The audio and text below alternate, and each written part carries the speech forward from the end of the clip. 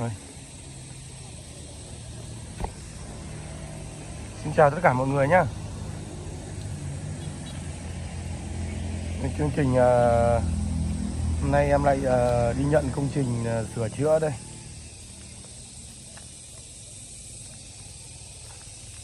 Sửa chữa lại một căn nhà được xây dựng cách đây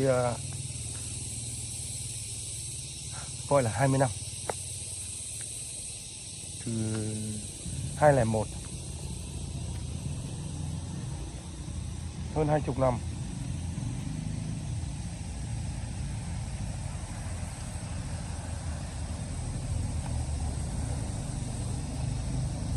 Sau này sẽ đổ cái sàn dưới này thành gác lửng các bạn.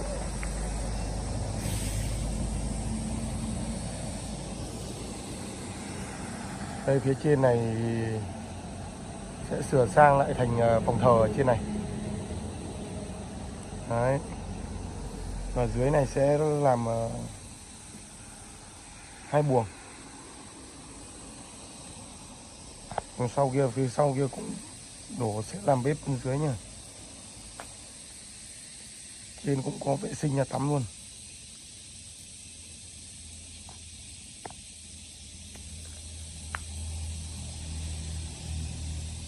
Cầu thang thì sau này sẽ đi từ khu vực này lên.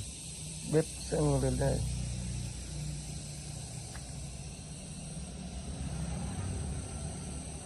Quá ok.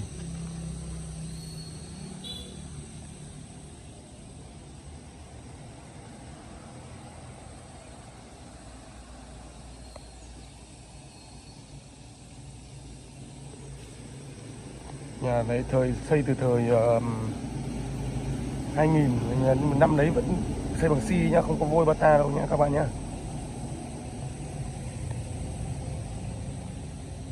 Nhà này nó rơi khoảng độ 75 vuông.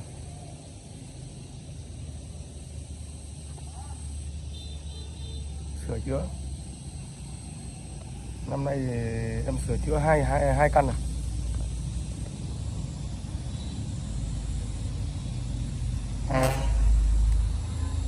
Rất bề bộn này. Bây giờ cái công đập thì nhiều đấy. Công đập, công dọn nhiều đấy. Ngang với làm mới đấy. Công nó không kém gì làm mới đâu.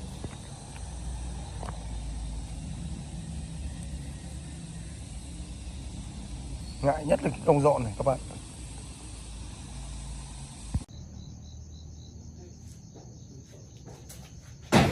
Đi ngay sang kia luôn.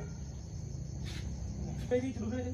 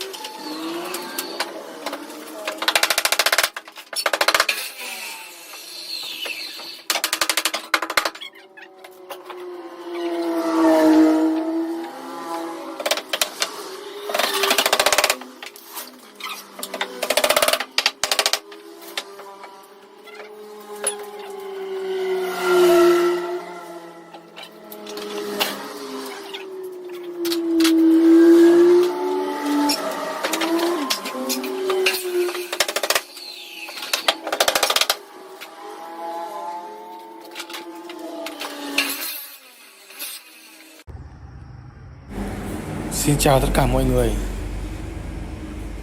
Và hôm nay mình lại quay lại công trình sửa chữa và sửa chữa lại căn nhà ống được xây dựng cách đây 20 năm. Và bây giờ mình sửa chữa lại thành gác lửng nha các bạn. Trước kia thì căn nhà này được lập tôn và đã được bên mình tháo dỡ và xây dựng lại và đổ trần gác lửng đây các bạn. Đây phía sau đây là bếp các bạn, đã được bên mình đổ trần cách đây 15 ngày rồi. Bây giờ quay lại mình hoàn thiện bên trên các bạn nhé. Độ cao của nó 2m55 các bạn. Độ cao từ mặt đất đến trần nha các bạn. Và đây là buồng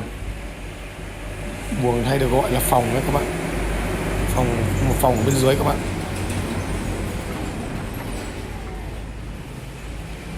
Và đây được bên mình thi công một cầu thang lên bên trên gác lửng các bạn. Đây, bên mình đang thi công xây ở bên phần trên. Vẫn có cầu thang lên bên trên tiếp nha các bạn.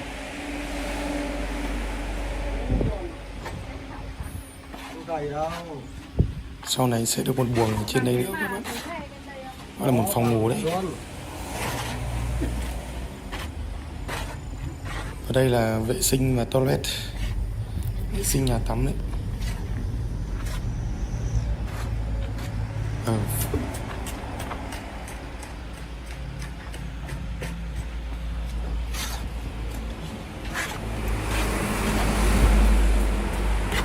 Đang được anh em thi công xây. Trời rất là nắng các bạn. Bên mình phải căng cái lưới đen các bạn, giảm nắng đi. Xây dựng mùa này rất là vất vả các bạn. Ôi giời, cái anh này buồn ngủ ấy. Anh thợ đang chắc buồn ngủ. Quạt công nghiệp thổi cho này chắc là buồn ngủ. Và đây sau này bên trên này sẽ tương lai sẽ có làm một cái buồng nữa các bạn.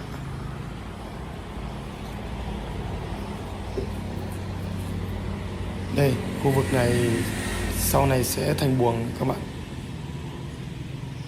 Phía trước này sẽ phòng thờ các bạn, làm phòng thờ.